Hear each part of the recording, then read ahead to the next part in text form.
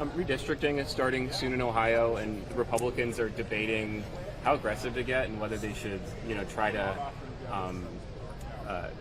get as many as 12 or 13 congressional districts in Ohio. What are your expectations for that process, and what considerations do you think, Republicans need to keep in mind as they're heading to I this? thankfully am no longer involved in that process in my new role. My district's the whole state of Ohio, so Yeah, you're good. we'll leave that to the congressional members and Governor DeWine and the team that are responsible. I won't be involved. But as a top Republican in Ohio, you don't have any opinions about... I don't have any opinion. Interesting. All right, well, back to the healthcare thing then. You said you think that hospitals can cut costs without cutting essential services. I said we all can. We all can. So, every prescription drug companies can.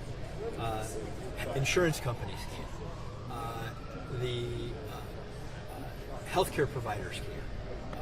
All of us. Everybody. There's like 9 layers of people in the healthcare industry that are all making huge profits off of the money that the government's spending and the money and the services that people need. There are better ways to deliver those services that preserve the programs, but also give them and make sure that we can provide services for those in need. And by the way, I was on phone calls on the way up here with people in the drug industry, people in the insurance industry, people in the long-term care and hospital industry. They all say, "Yeah, John, yeah, we can all do that." Well, now it's time to do it. This bill is going to preserve the expenditures that Ohio hospitals and the state of Ohio need, but we have to get to work.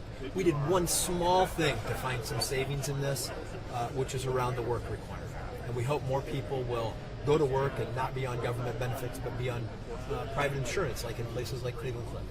We hope that will create some savings. It also is no longer going to fund higher rates for illegal immigrants who are getting, and immigrants to this country who are not citizens, who are taking more and more of the share of the Medicaid dollars that we spend. A couple things like that. That's where any cost savings we're going to get is largely going to come from. But it's not by cutting benefits off to anyone. That's not the case. We are preserving benefits for people through this bill, but we have to get at the cost curve. We have to get at this, and everybody needs to be at the table to help. The Trump administration is supposed to be releasing rules soon for the Digital Equity Act fund. I forget what the official name is. BEAD. Yeah. There's talk about changing the criteria to relatively deprioritize fiber optics in favor of wireless internet. Do you have any thoughts about how that might affect Ohio's efforts, given you're very familiar with them? The Biden administration's efforts were terrible in that area. This bill passed in 2021. By the time I left being lieutenant governor in 2025, we still had not received any money from the federal government for this. The Biden administration was technology prescriptive, saying it only should be a certain technology.